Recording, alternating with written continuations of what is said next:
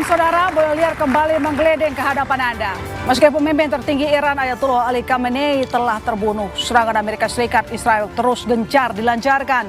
Bahkan sinyal perang bakal panjang menguat setelah Senat Amerika Serikat membatalkan resolusi untuk memaksa Presiden Trump mengakhiri perang. Perang pun tereskalasi, balas-membalas dengan senjata pemungkas.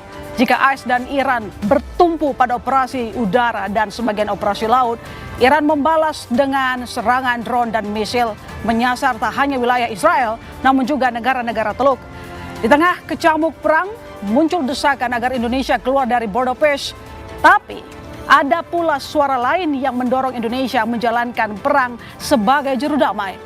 Lalu, bagaimana sebaiknya Indonesia bersikap menghadapi dilema perang Iran? Bagaimana pula kelanjutan perang Amerika Serikat Israel kontra Iran yang sudah berlangsung sepekan ini? Saudara, inilah Bola Liar bersama saya, Masister Tarigan. Kita bahas dengan sejumlah narasumber yang sudah hadir di studio. Saya menyapa Andi Wijayanto, Gubernur Lemhanas 2022-2023. Selamat malam, Mas Andi. Ulta Levenia Nababan, tenaga ahli utama KSP. Selamat malam, Mbak Ulta. Hasibullah Satrawi, pengamat politik Timur Tengah. Selamat malam. Malam. Marsha Purnawirawan Agung Sasongko Jati, alumni US Air War College. Selamat malam, Agung. Anton Aliabas, pengamat militer. Halo, Mas Anton. Dian Wirenjurit, Dubes Indonesia untuk Iran 2012-2016. Selamat malam, Adian. Selamat malam. Saya juga menyapa melalui Zoom ada Siti Mutia Setiawati, Guru Besar Geopolitik Timur Tengah UGM. Selamat malam, Bu Siti.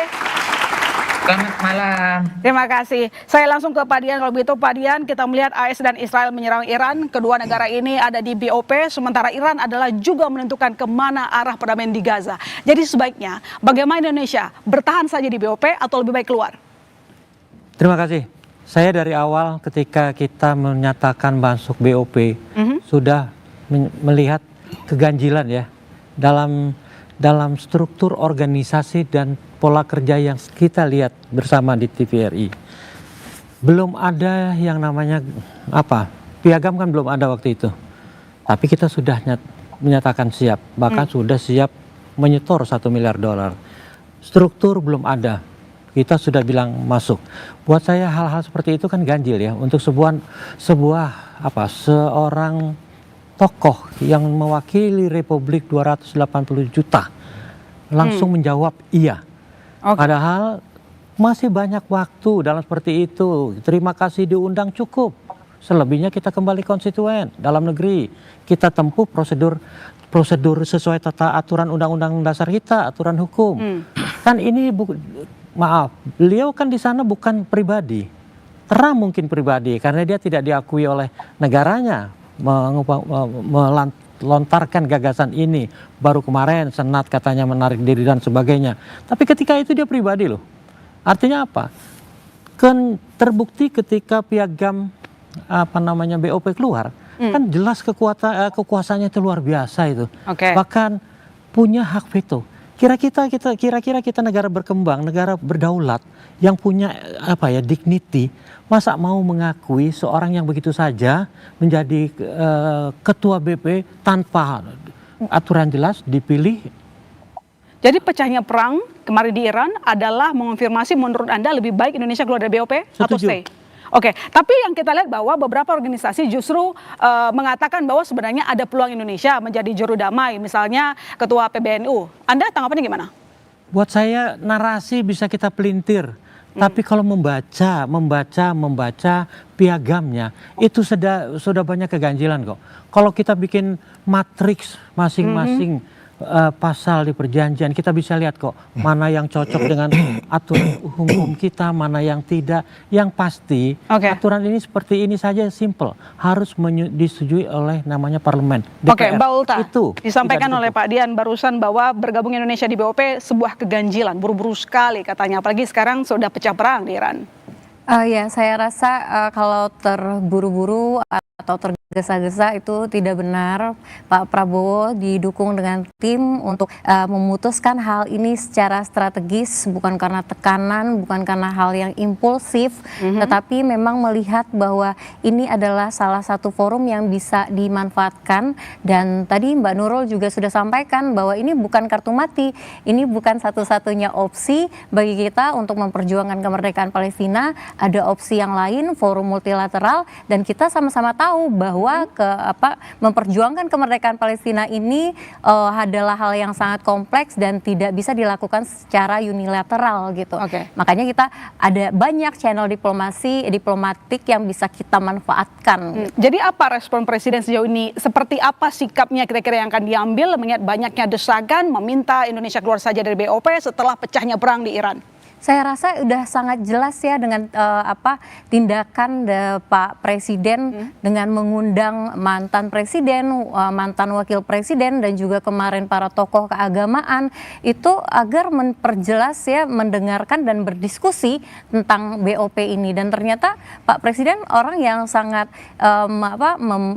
menampung argumen-argumen yang memang diperlukan. Dan sekarang ternyata banyak tokoh-tokoh yang setuju dan mulai paham gitu bahwa kemana arahnya BOP ini dan bagaimana kita bisa memanfaatkannya gitu untuk berkomunikasi kepada Trump melalui forum ini untuk mencapai perdamaian, baik itu konflik yang sedang berjalan sekarang dan juga untuk kemerdekaan Palestina. Oke, nanti saya akan lagi. Sekarang saya ke Bu Siti. Kalau menurut Ibu Siti sendiri bagaimana? Perlukah Indonesia keluar saja dari BOP atau memanfaatkan kesempatan, ada harapan misalnya jadi juru damai? Ya, yang pertama ya, saya sangat setuju dengan Pak Dubes Dian tadi, ya, bahwa itu kalau tidak harus keluar harus ditinjau ulang, Mbak. Jadi harus ditinjau ulang dulu BOP itu apa dan keuntungan bagi Indonesia. Jadi ini kan bagian dari politik luar negeri Indonesia ya. Keputusan untuk bergabung dengan BOP itu merupakan bagian dari kebijakan politik luar negeri Indonesia. Saya mengajar politik luar negeri itu adalah politik yang ditujukan keluar tapi harus demi keuntungan sebanyak-banyaknya ke dalam. Apa keuntungan kita ke dalam untuk kita bergabung di dalam BOP? Itu yang saya tidak jelas.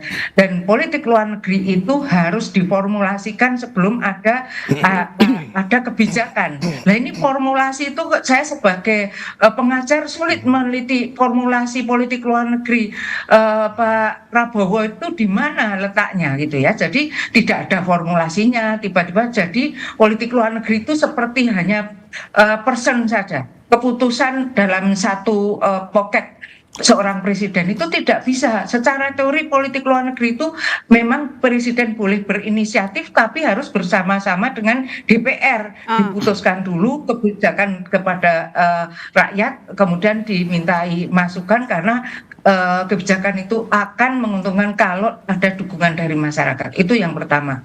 Yang kedua bahwa BOP itu jelas nanti kita sudah masuk di dalam aliansi militer Amerika karena dia setelah menyeritakan BOP dia menyerang Iran.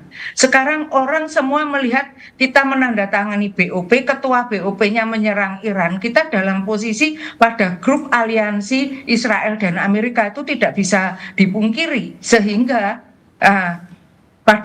sehingga itulah yang saya nilai sebagai mencederai prinsip politik luar negeri Indonesia bebas. Oke, mencederai kita sudah masuk BRICS. Ya. Oke, baik, mencederai politik luar negeri, kata Bu Siti. Pak Ulta, jawaban Anda.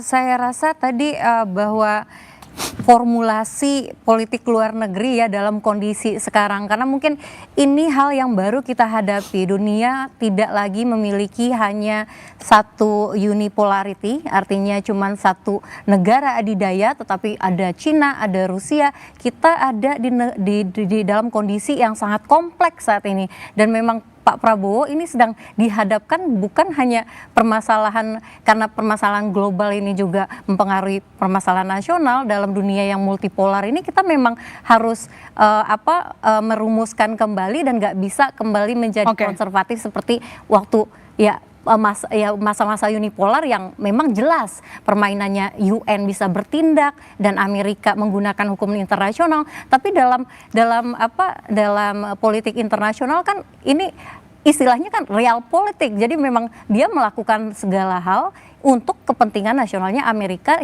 dan juga mengabaikan UN gitu. Nah, dan kita harus bisa beradaptasi dengan ini.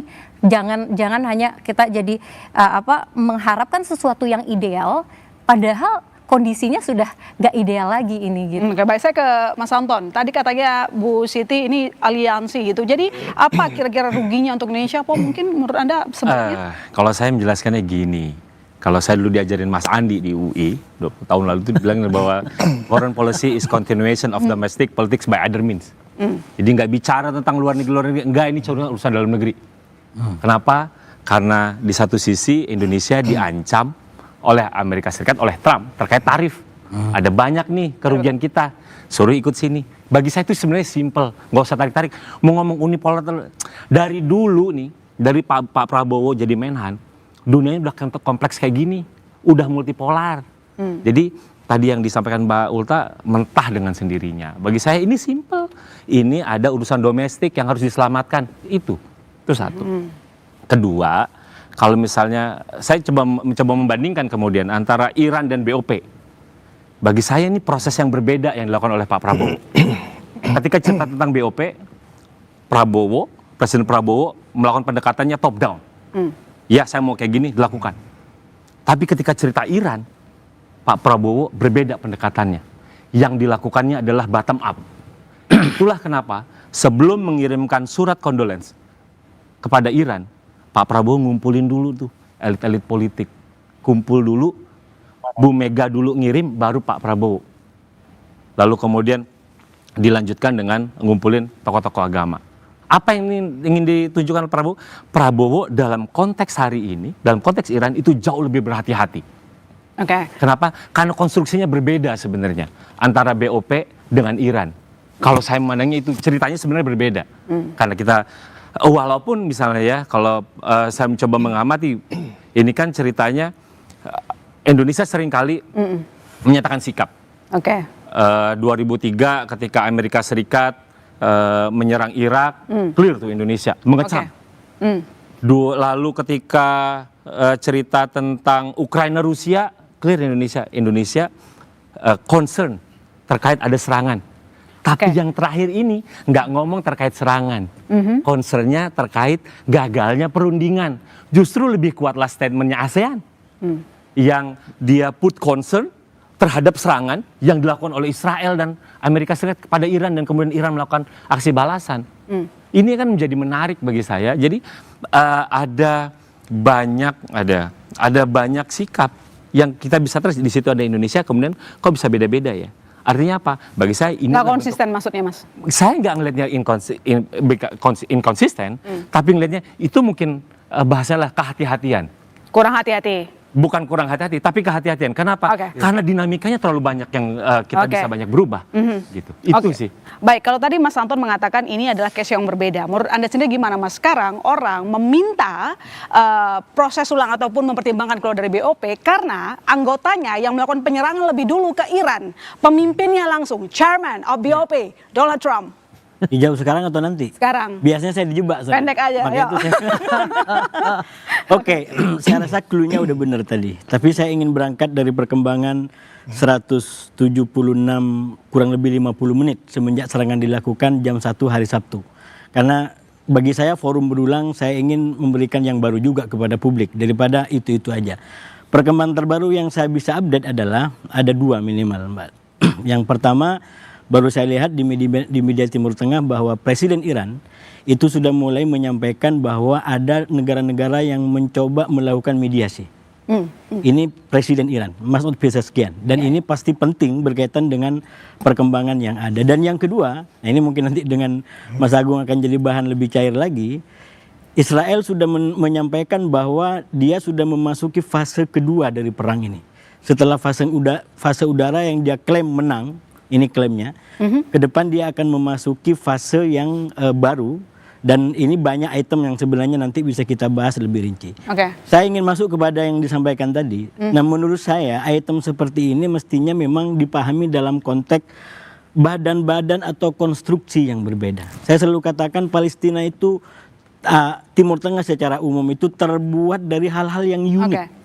Iran itu konstruksinya berbeda dengan Palestina, dengan Hizbullah, dengan katakanlah negara yang lain. Nah saya heran, terus terang heran, di Indonesia itu tiba-tiba seakan-akan masalahnya Iran lalu jawabannya keluar dari BOP.